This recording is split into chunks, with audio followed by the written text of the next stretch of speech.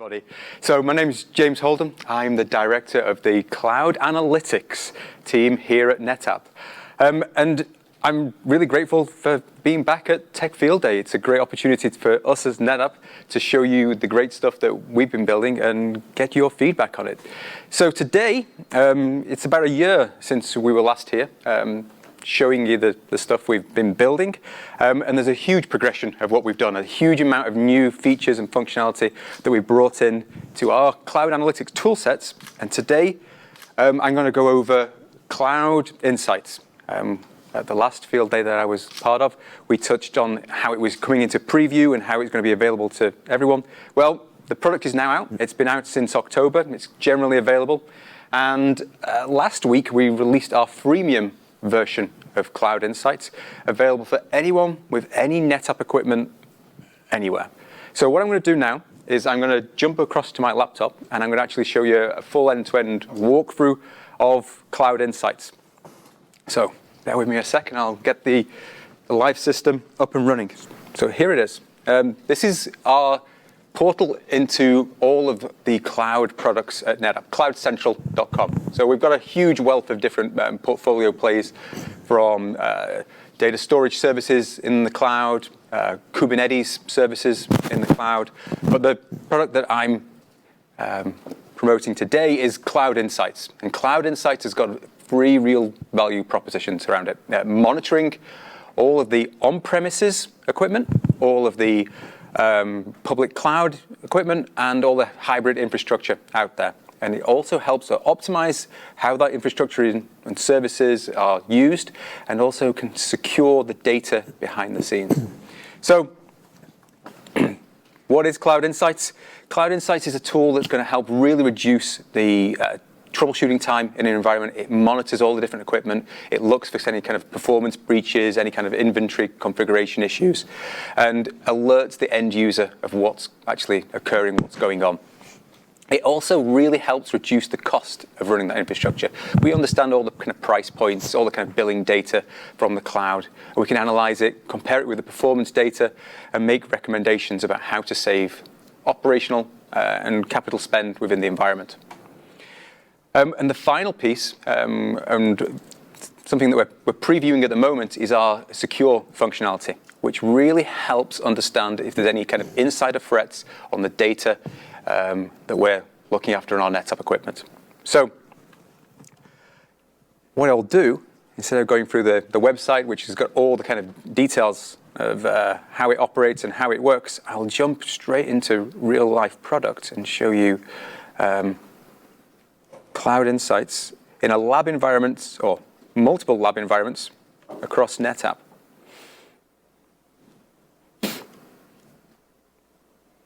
So what I'm going to do, I'm going to log in. It uses my single sign-on, and it's now starting up the web front end. And what I'll see is, I think about 20 different labs from across the globe within NetApp. Some of it on premises, a lot of it NetApp storage, some of it in Azure, some of it in AWS, and a little bit in Google Cloud as well. And as you can see, there's lots of different lab environments here. These are all my different data centers.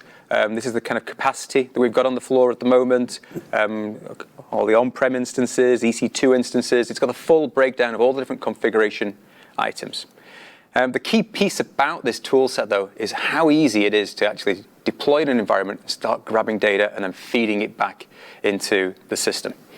So what we have is we have a device we call an acquisition unit that gets deployed within the customer's environment, either behind the firewall, in the VPC, something that's got secure access, and it then starts being configured to push data out into Cloud Insights. So we open up a secure connection, port 443, and we send the data into our SaaS offering.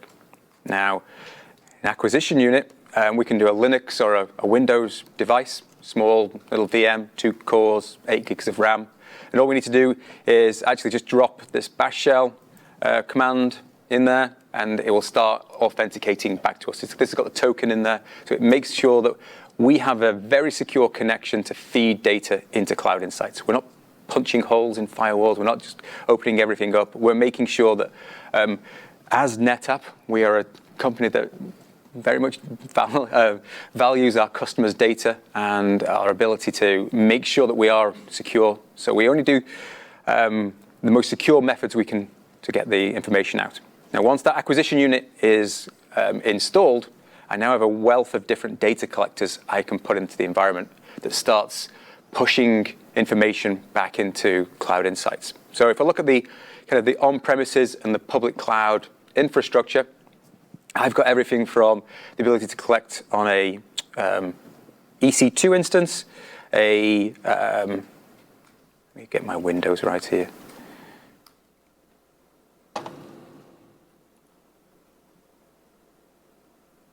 Azure, I can do all the NetApp portfolio. I can do the competitors' devices. I can look at the Dell EMC equipment. I can look at Pure. I can look at Nutanix.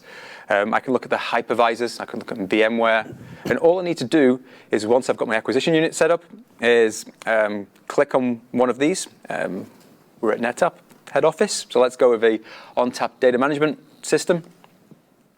All I need to do is give it a name. Call it field day, pick my acquisition unit, give it an IP address, a username and password, and then that will start collecting data and feeding it back into Cloud Insights.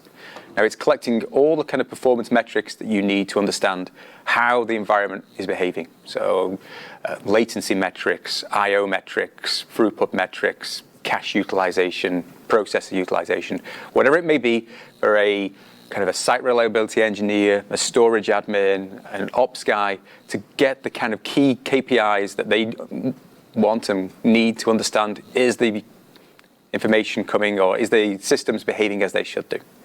So if I wanted to set up something like a EC2 instance, again, it's a very simple process. All I need to do is specify the region I want to start collecting from, give it an access key, a secret, and I'm off and running. Now, I can also collect from multiple different regions, and this is going to go for everything from the US. I can exclude different virtual machines or EC2 instances just by the tagging. And if I've got cross-account roles specified, I can also use those to make it sure that I can collect from every little different piece of the infrastructure.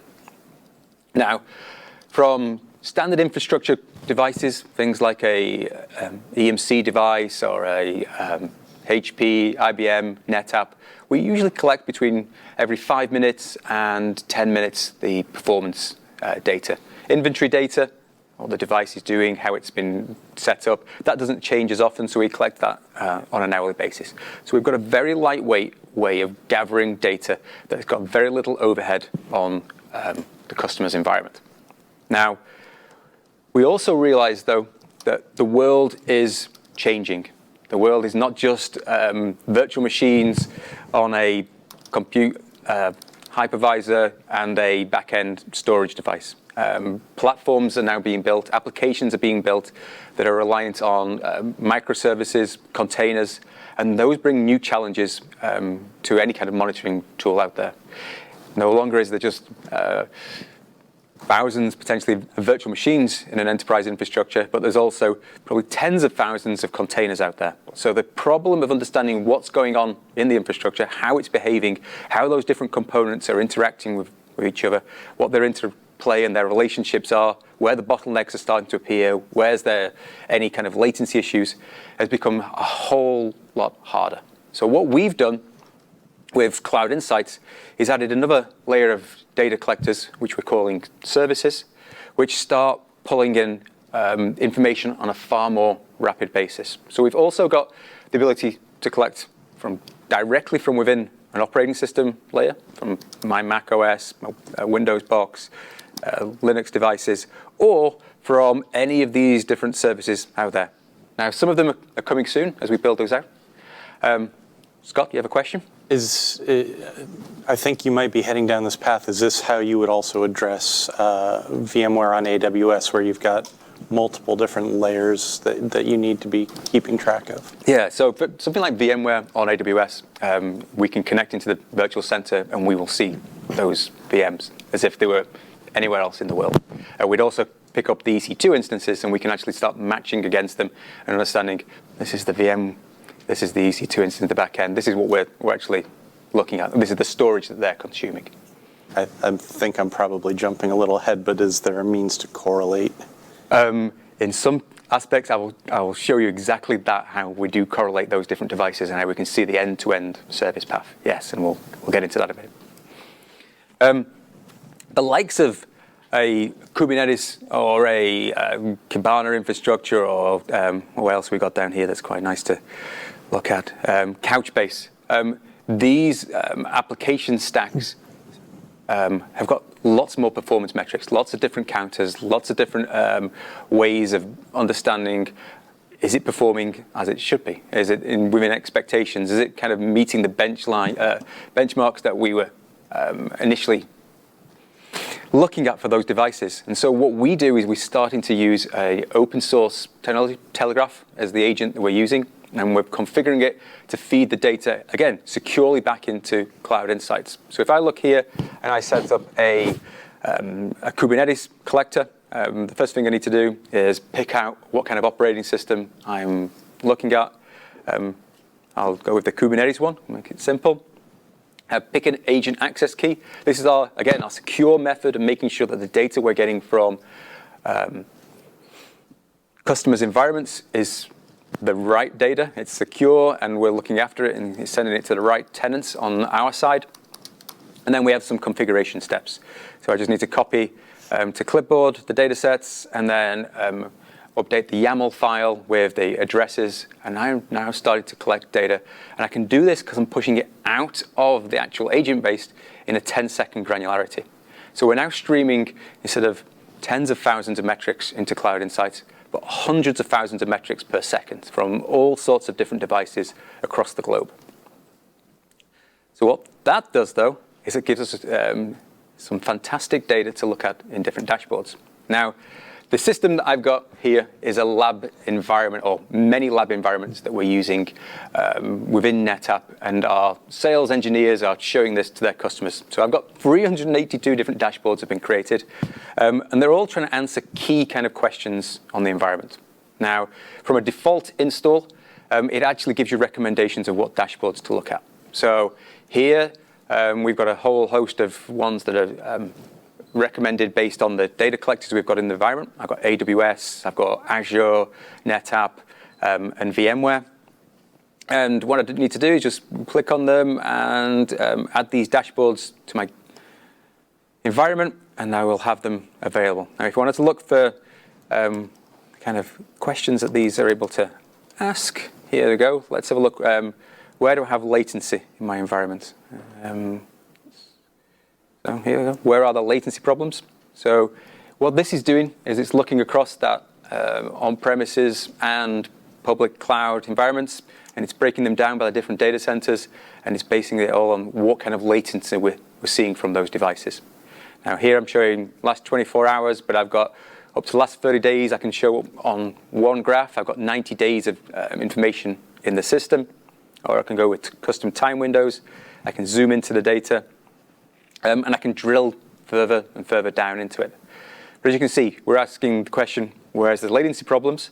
Well, this is all my latency that I can see in my virtual machine environment. Here I can see some latency starting to pick up in the storage. I can see it in this, what looks like the Barnacle lab environment. Here it is across the hypervisors by the different arrays.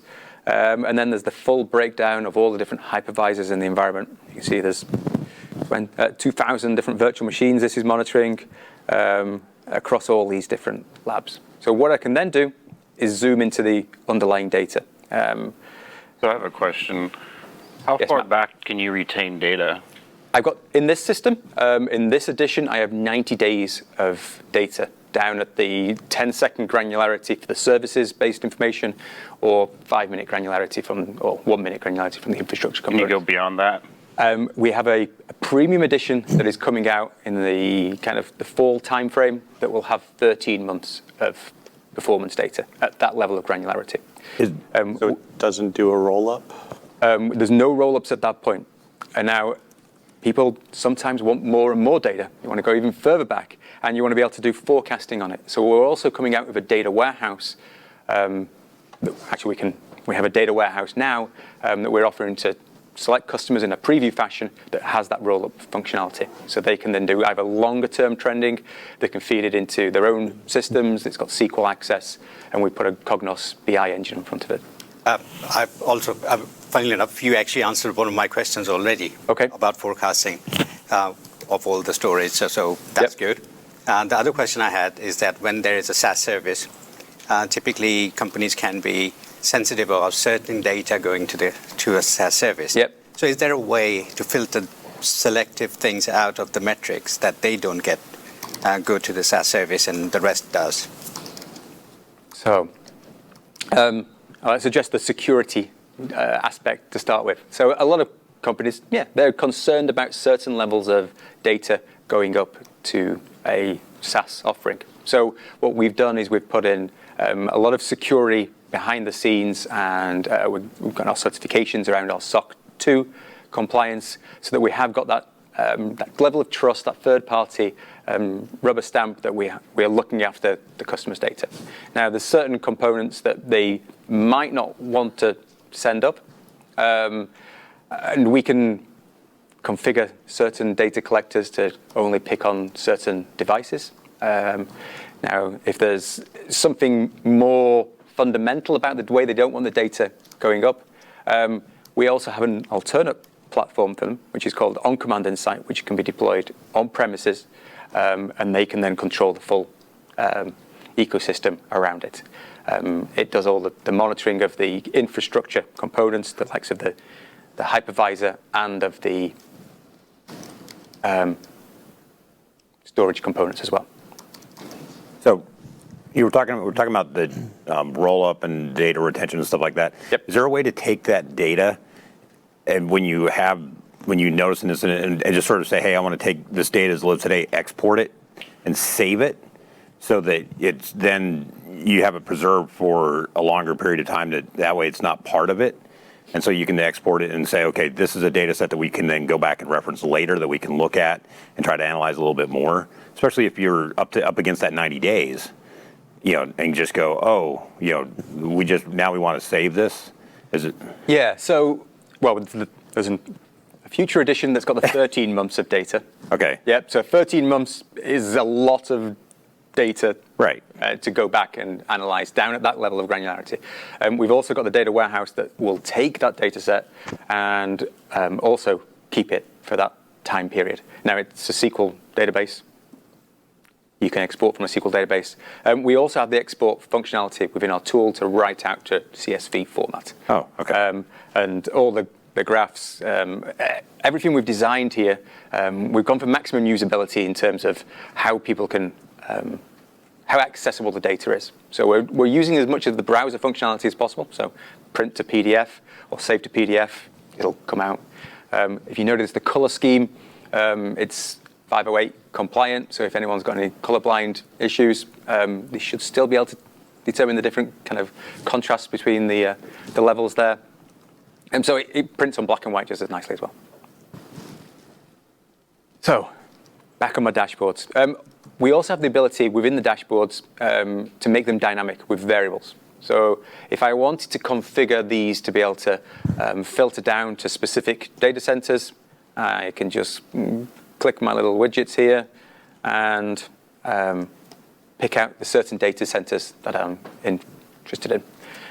If I come out of the box with a whole host of different dashboards, all kind of answering those key questions that any kind of engineer, admin, ops guy is really concerned about. Latency, saturation points, increases of traffic. But I can also build my own dashboards. And again, we've gone for as much usability in the product as possible. So if I wanted to create a new dashboard, I come over here, new dashboards. I have a widget library. And all my widgets are very kind of simply based on a query and how people want to ask questions of the data sets. So if you've ever been a storage admin, one of the really hard questions to answer without having a tool set deployed against everything is how much capacity do I have in the environment? You have to log on to each array. Each array's got its own different little device manager or system or scripting language you need to learn. So you end up writing either a whole host of scripts or spending days just trawling through trying to get the right numbers. And by the time you've done it, you've dropped it in your spreadsheet, someone's added a shelf of disks and your numbers are all wrong. So what we have here is I am going to query all of the storage that's in Cloud Insights at the moment. I'm going to pick out capacity, and I'm going to roll it up as a sum.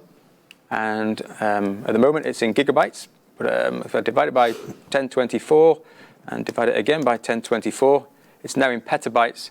I've now been able to look and see my total capacity is 1.68 terabytes. So you can spell. Now, that's a very quick way of getting that number. But if I wanted to then break it apart, and I wanted to look at that by different data centers, I can do exactly that. So again, storage, raw capacity, rolled up, but let's roll it up by the different data centers.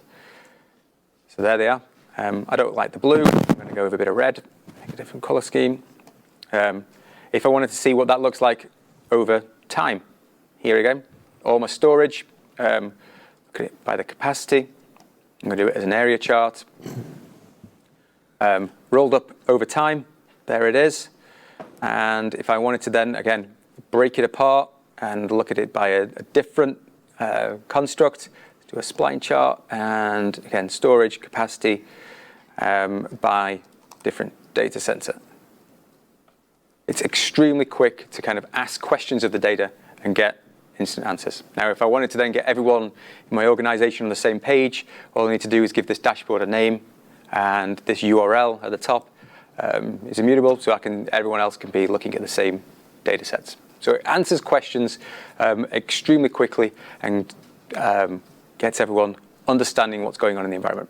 So this is how we monitor. So we've got a whole host of different dashboards, the ability to customize those dashboards. And in the next few weeks, these will also start going live. So they will be starting to kind of automatically refresh as new data sets come in. Now, on top of monitoring the environment for issues via dashboards, what I can also do is start building out performance policies. And so what we have here, again, we've got some that come out of the box, but the performance policies are all about reducing noise from the environment. I don't want an alerting system just to be generating hundreds and thousands of alerts, because they'll just be drowning out any kind of key issue. So what we do is we pick the object type that we're interested in showing. I'll choose virtual machine. I'm going to look for where the hypervisor OS is Amazon.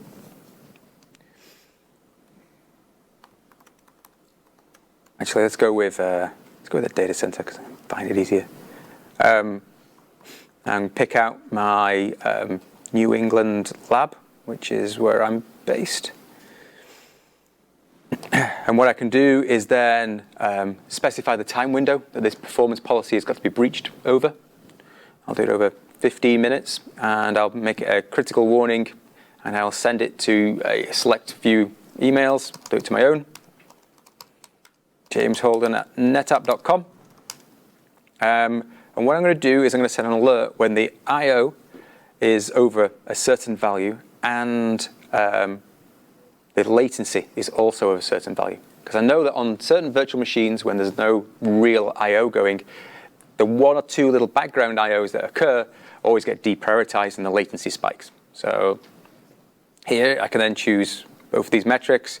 I can set them whether greater than or less than, and put in some values and save my alert. Now that's then going to start generating alerts as emails to me. I could send them to a ticketing system, I could send them to a NOC, I could send them wherever I wanted to.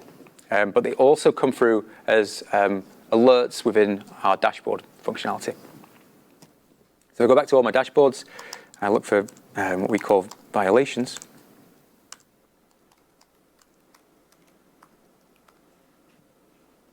Here we've got a violations table. And here I've got all the violations that are occurring in the system at the moment. So I'm going to filter down. I'm going to look for one of these virtual machines. I looked earlier and I could see that it's got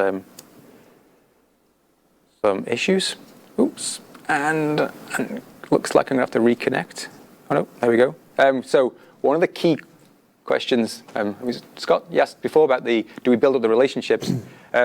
Yes, we build up the relationships. We understand how those different devices are connected to each other. So here I've got my VM, Windows 2016 Server 23. This is the hypervisor that it's sat on. This is my network attached storage connection to my backend storage, which is called, in this infrastructure, Tawny. So now I have that, I can do analytics on top of that data set. So I can see what's going on with this virtual machine. I can see it's had CPU spikes. I can bring those into the picture. Actually, this one's based on low CPU utilization, because sometimes if it's got low, I want to do something about it because it's on the wrong infrastructure. I can look at the throughput. But what I can also do is look at how it's been correlated to other components within the infrastructure. So here I can see that one particular virtual machine was consuming storage on that Tawny, and there's the flex fault that it resides on, and the I/O to I/O profile is highly correlated, 85%. So if I overlay those two metrics, instead of having to now go to different device managers, log on to Virtual Center, log on to System Manager and NetApp, I've got the comparison, the overlay across each other. So I can see any kind of correlations or spikes. I mean, this analytics obviously is great. You've got all the data and you're doing analytics.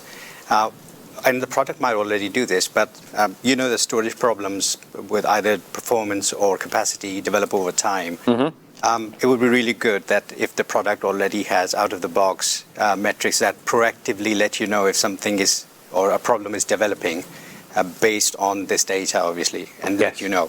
Yes.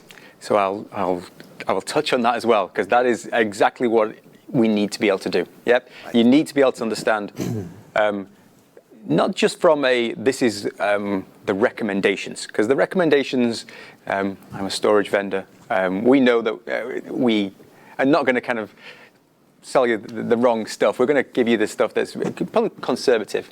Yeah? But we're going to also want to be able to understand the behavior and what the normal behavior is, because sometimes every I/O is different. Yeah, there's read I/O, there's write I/O, there's background I/O, there's different sizes of I/O, and all of them coming into together, the behavior on the back-end infrastructure changes greatly. So what we want to be able to do is understand how that traffic and how that kind of performance is going over time, and when it deviates from what is a norm. So kind of behavioral change on there. And some of the technology we've got coming out with our premium edition, we're using machine learning to actually delve into that sort of aspect and start looking at abnormal behavior changes and then alerting against that. One of the key kind of concepts about our product is that we're as read-only as we possibly can be, because being actionable puts you into a different kind of conversation set, because then there's the fear that you could be doing something that's not appropriate for the environment. So there's other tool sets out there that they will take the performance data and then give recommendations, and some actually go a little bit further and then can perform actions. What we've seen is a lot of our customers prefer not to make the actions occur, but want to validate and check that the actions are actually appropriate for the environment. So what we've done is we're exposing our API. We publicize a REST API, and we feed the data into automation tool sets that then can start firing off the scripts that could do those sort of actions. And we've got NetApp's WFA, Workflow Automator, that does it, and we can also fire the stuff to something like Puppet, Chef, Ansible. So for example, you can use information extracted and analyzed by Cloud Analytics to enforce some kind of desired state on objects and infrastructure, but by using native products and native solution for those specific infrastructure? You could do, yes. All the data that we're exposing has got an API behind it. And so if you wanted to take that information and take our alerts and do something based on those, absolutely. Thank you. So the other piece about this correlation and this analytics that we can do on top of these devices is we can look for what we call either greedy or degraded devices. So a greedy device, I've got one here, is one that's impacting this particular device's latency. And it says by 93%. So what I can do is overlay those metrics, and I can see as those increase in the I/O here, I can see the little performance spike in the latency on this device as well. So it's, instead of having to kind of troubleshoot and delve deeper into what's going on by pen and paper, maybe a whiteboard, trying to visualize, was that performance spike the same as that one? Was it at the same time? Was it yesterday at a different hour? This is doing all the kind of the legwork for the engineer or end user. That discovery is through the correlation of the metrics rather than knowing the relationships. Like these two virtual machines are both using the same data store underneath. It's doing a little bit of both. So because it knows the relationship, it's easier for it to actually say that this then is the performance metrics overlaid against each other, and it does the analytics against the ones that have relationships. It's not just doing it. So you don't have to do the correlation across the entire environment. It's doing it on the ones it understands. Yes. Yeah, and again, all the kind of screens are configurable within Cloud Insights. So if I wanted to add a different performance graph onto here, I wanted to look at different metrics, I can do exactly that. This kind of brings up a question. Not being a NetApp customer and watching you go through this, by the way, massively impressive. I mean, well done.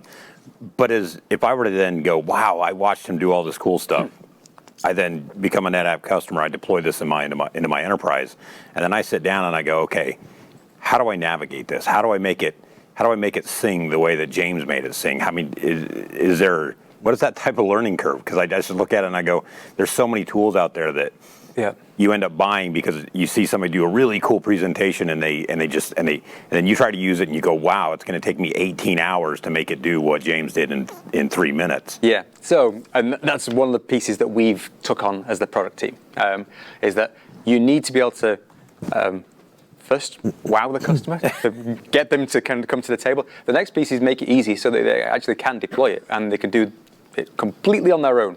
So if I go to my Cloud Central and it's actually going to log me straight in. Let's go to this one.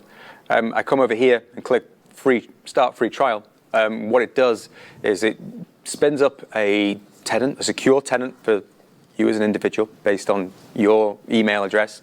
And then there's a kind of onboarding flow.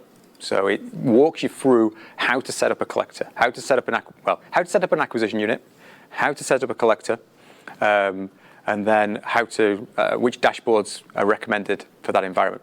And then we've got a whole host of different learning resources within NetApp, NetApp University, NetApp Communities, the website here, the different blog posts we've gone out there to make also that journey as easy and as kind of simple as possible. The whole key to it is simplicity. It's got to be, because that's what people need these days. So James, question for you. So a free trial, so that means there is a cost associated to it, right? So there's choices on that. So I have multiple editions. I have a standard edition, which is the environment that I was showing you a few minutes ago, which gives all the kind of the multi kind of cloud, the third-party devices, all the different services, the 90 days of retention, and that has a price point, and we charge a managed unit, and a managed unit to us is either a OS instance, a virtual machine, or a physical host, or 2 terabytes of storage. We also have a free edition, which is for NetApp customers only. So if you've got any NetApp equipment, it will monitor all of that. That has a limited data retention, only 7 days. And then we also have our premium edition, which has the functionality like our anomaly detection and our machine learning capabilities. I'll show you. I zoom, does it make it bigger? Yeah, so what we're doing is we're looking at that kind of behavioral profile on that, and then actually looking at a standard range for that behavior. And when it deviates out of it, as you can see on a little screenshot here, it starts flagging as anomalous. Now that will generate alerts. It also changes the color of the line. And then what we do is, because we understand those end-to-end relationships as well, we can start determining possible cause. So if I see that this particular VM is out of range, I can then see the possible cause is this other VM in Palo Alto, and its performance has also started going out of the norm at that exact time point. So possible cause is identified. James, my question is about the expert page. So is there a knowledge base library to discover the things, to learn about the actions, for example, the next steps? So in terms of like, if I see this performance spike, what do I do next with that performance data? Yes. So what we've done is we're building out a series of blog posts that we're using our knowledge of what our customers have told us. We're experts in NetApp equipment. We're not necessarily experts in every other device out there, but our customers have got a lot of expertise in that. So what we're doing is we're getting that community knowledge together and sharing it as much as we can. So there is unique situations to a third-party device's behavior profile. Maybe I won't name any competitors' equipment, but if one of their competitive equipment starts showing CPU utilization at 66%, and it remains like that for 15 minutes, and it also has an I/O profile of X, maybe that's something to start being aware of. And then what we can do is we can, all our dashboards, we can port between instances. They can also be loaded up into our gallery so we can share them with other customers. And we'll be spreading that knowledge base around. So I think you may have answered one of my questions already, but just looking at the list of collectors that you have available, obviously there's a lot of stuff that maybe for a NetApp product I didn't expect to see on there. Mm-hmm. So for the premium features, you don't have to necessarily be a NetApp product to take advantage of this solution. No, not at all. It can be, in fact, if I roll back to the on-premises products we've got, the on-command insight, a lot of our customers were not NetApp customers at all.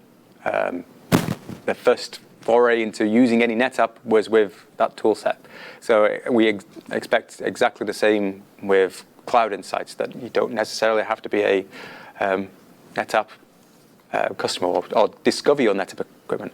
In fact, one of our first customers who uses Cloud Insights is actually a purely Amazon-based customer. Everything they've got is in AWS.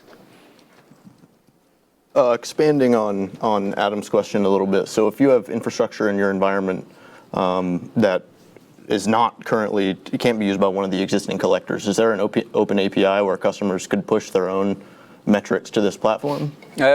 So we're leveraging the open source community with a Telegraph agent. Okay. And there's a lot of different kind of people contributing to that. The other piece that we do is we constantly kind of monitor the market space on the terms of the infrastructure and on the services. And we've got multiple ways also we can get the data in. We don't have to necessarily use Telegraph agents. We can use something like Metric Beat or something else like that. But we also then prioritize against our customer asks what third-party devices they want us to monitor and manage. So Nimble will be added to the list in the next week or so. Okay, but in short, customers couldn't push their own custom metrics? At the moment, they can't push their own custom metrics. Okay. Yep. Unless they went via the Telegraph agent and then they wrote something themselves on that, and all they're doing with that is configuring it. Gotcha. So if they've got the right security key, they can download that from us, and then they can start feeding it. Second question. So for customers that aren't able or aren't allowed, they have policies in place, are not allowed to push metrics out to a cloud instance, do they have the option of being able to run this product on premises? So for those customers, that's where we have the on-premise is on-premises version on Command Insight, which will do all the infrastructure components that they could do. And it will also do the cloud. But what we're finding these days is there's not many of these people that are in that situation. A couple of years back, I would say that a lot of customers had this anxiety about going to the cloud. But everyone's got Office 365. Most enterprises use something like Salesforce.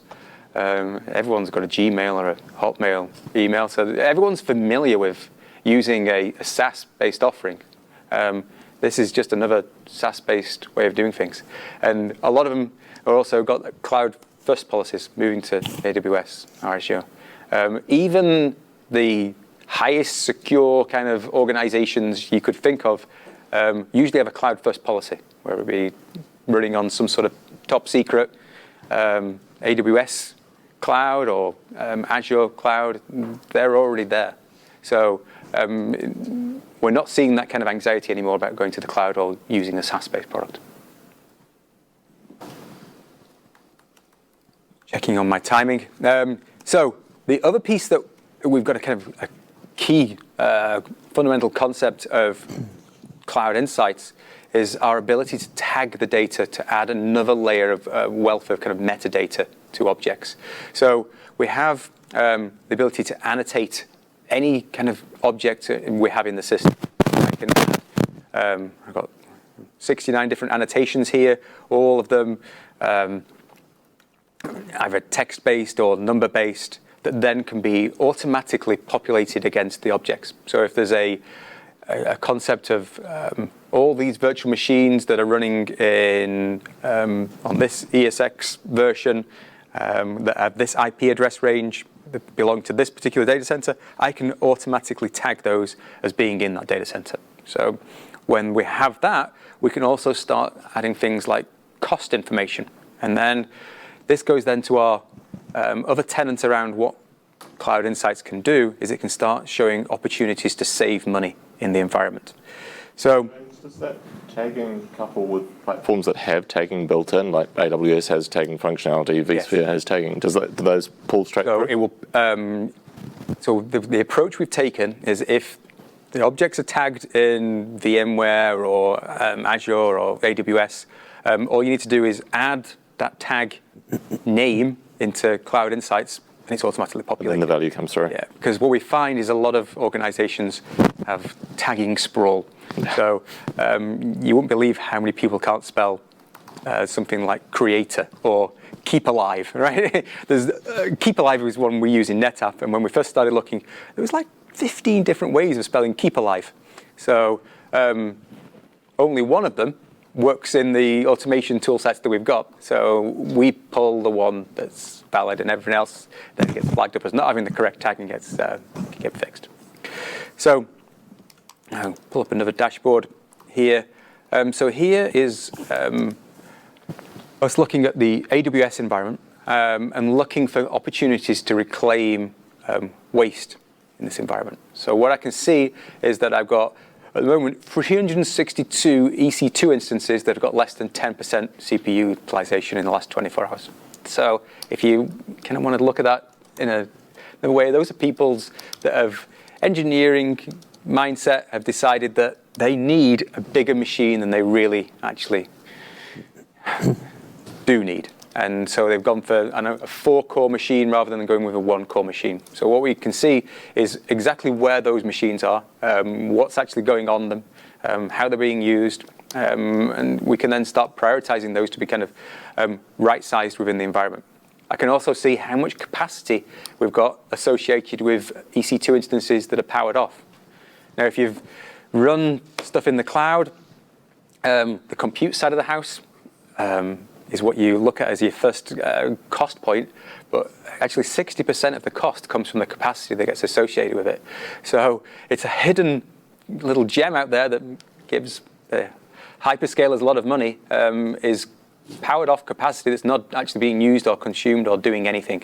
So here I can see it's actually 147 terabytes. It's 1,000 gigabytes there. And here I've got even more. I've got capacity that was associated with an EC2 instance, but then that EC2 instance got turned off. And the EBS volume that got left behind was left behind, and it has been left behind for a long time. So I've got opportunities now to really start reclaiming waste in the environment and right-sizing. But that's tied to capacity without the identification of the bill impact, the actual differential cost for different types of storage, different clouds. Yeah, I'm not even touching on that piece yet, but thank you. Because my next dashboard is looking at EBS volumes that I can then move to a lower tier. So you spin up, let's say we've been the good corporate citizen. I've spun up my EBS volume. I've associated that it will get turned off when my EC2 instance gets turned off. But I'm an engineer again at heart, so I want to make sure that I've got the performance that I really need. So I'm going to go for an IO1 EBS volume. And I'm going to run happily at that and never have any kind of performance issues. But I'm costing the organization a lot of money. So what we've done here is I've looked for all EBS volumes that can be moved down to the lowest possible tier, the SC1. And at the moment, I have 202 terabytes. If I wanted to approximate that to a saving, that's just short of $15,000 a month, can be reclaimed by actually right-sizing in the first place. And okay, let's prove the point. Let's say, did it get the performance metrics that justifies it going from an IO1 down to a C1? So what I can do is here's my full list of all those EBS volumes. I can actually see what capacity has been associated with it, the kind of throughput metrics. 1 megabyte per second, doesn't sound like it's doing that much. It got to 67 IOs. Well, an IO1 should be looking at 64,000 as a peak. So definitely there's an opportunity there. And in talking about the tagging, what we do is pull in who the creator tag is. So I know that this gentleman, he's actually called Tim Dean, has spun up that volume and he didn't really need it. We can now reach out to Tim and tell him you can move your EBS volume down to an SC1 and save the organization money. My final dashboard.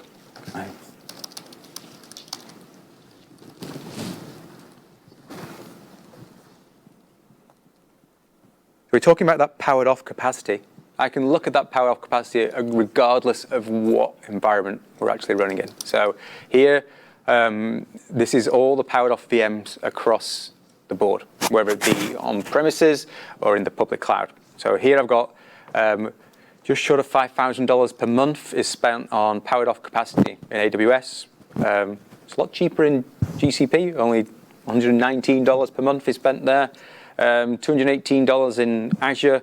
But what we can do is put a price point against the on-premises infrastructure as well. And I can see that I've got $25,000 a month of spend on my VMware environment that I don't necessarily need to be continuing with. So when I think my lab environment is full and I'm then requesting more storage, well, my first port of call should be into Cloud Insights to look, do I really need it? Or do I just need to go and get rid of some virtual machines and free up capacity? And according to this, yeah, I've got just short of 38 terabytes of capacity in these lab environments that I can then go and reclaim and free up for other people to use without buying some more. So that's a very quick general overview of Cloud Insights.